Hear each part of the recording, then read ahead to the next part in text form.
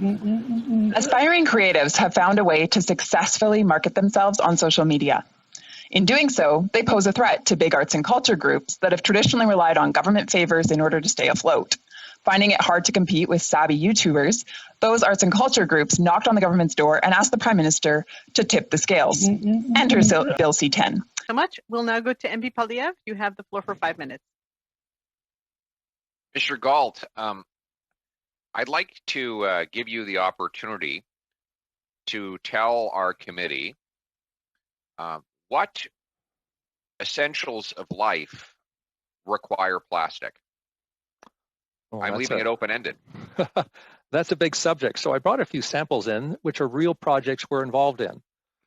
So 73% of every medical device in the world uses plastic, and that number has been growing by about 2.5% per year. Unbreakable, hygienic, moldable.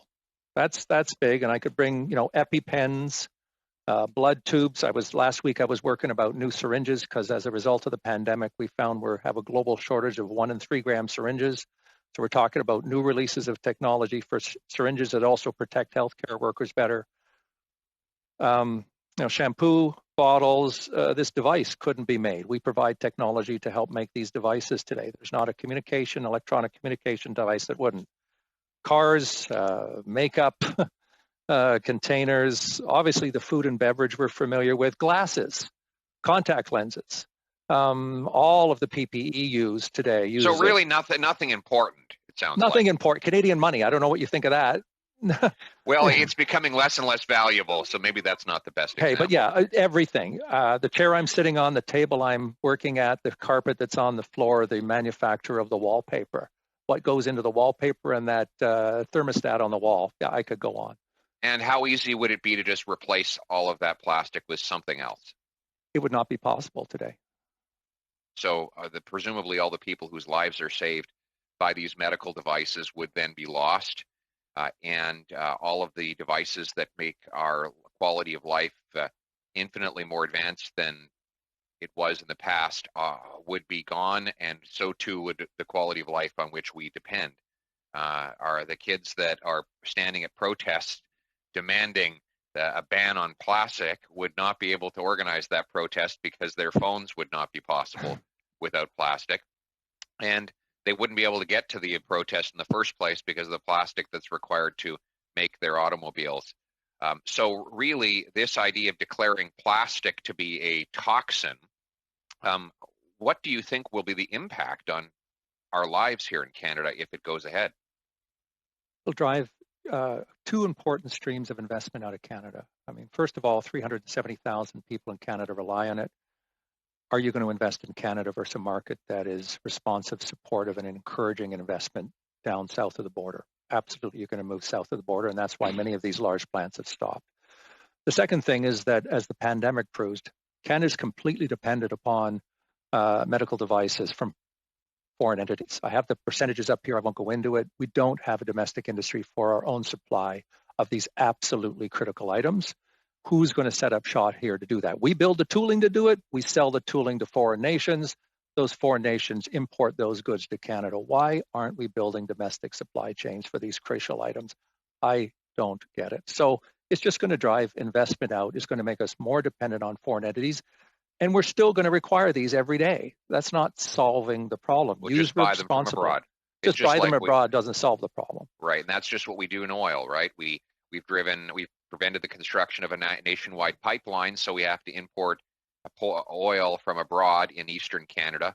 And right now we're in the embarrassing position where we have to ask the governor of Michigan to sell Canadian energy to Canadian consumers because we can't build our own pipeline connecting all of our Canadian provinces. And now we're going to do the same thing in plastics, drive production out of the country. We won't stop using plastic, by the way.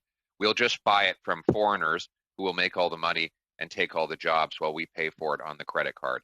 That is currently the direction of our country. Why can't we just reverse that approach and produce and recycle the plastic here in Canada in an environmentally responsible way? You're the expert on this.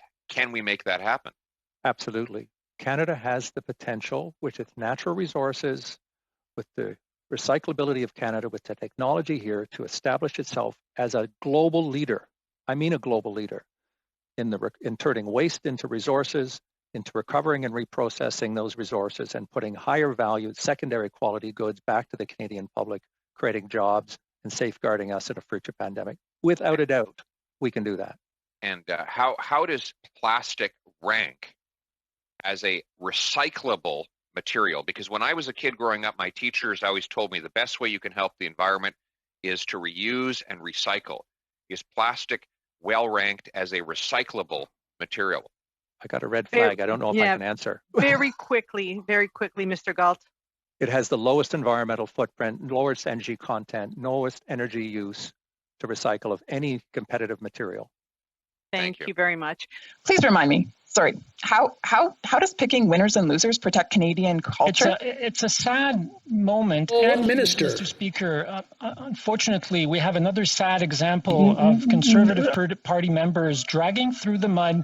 Just recently, a number of them won a number of awards at the number of different festivals, Mr. Speaker. It's a sad moment, and a number of them won a number of awards at the number of different.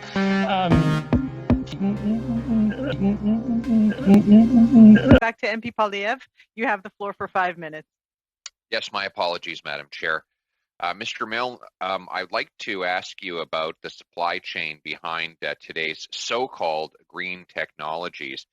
You pointed out that the mining inputs that are necessary to create solar panels and batteries are largely sourced from countries like China. I'm going to quote the International Energy Agency report you mentioned. The Democratic Republic of Congo and People's Republic of China are responsible for 70% and 60% of global production of cobalt and rare earth elements, respectively, in 2019. The level of concentration is even higher for processing operations, where China has a strong presence across the board.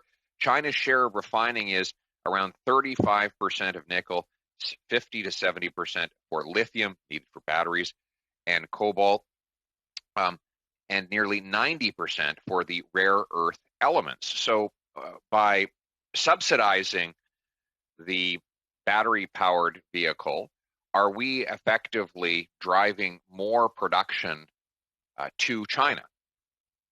Well, the short answer is yes, unavoidably, because we don't have the capacity outside of China for either the mining or, as the IEA pointed out, the refining. 30 years ago, North America, United States and Canada together, produced 80% of the world's rare earth elements. This is a neodymium, praseodymium, dysprosium, these magical sounding minerals that are critical in all kinds of high technology machines, including green energy machines. I would say we sort of chased those businesses out of the North American continent, and China eagerly embraced expanding the mining. It just takes time to, even if tomorrow in Canada, which, as I've said before, is friendlier than the United States to new mines, I think you've already experienced the challenge in both northern Quebec and in neighboring Greenland, is what it takes to open a new rare earth mine. Well, it takes a lot of governmental delay to open any mine in this country. We have some of the most slow and cumbersome processes to get the government out of the way and let construction begin. But China powers many of its industrial and mining activities with coal-fired electricity. In other words, we increase global emissions of greenhouse gases whenever we drive more production to China.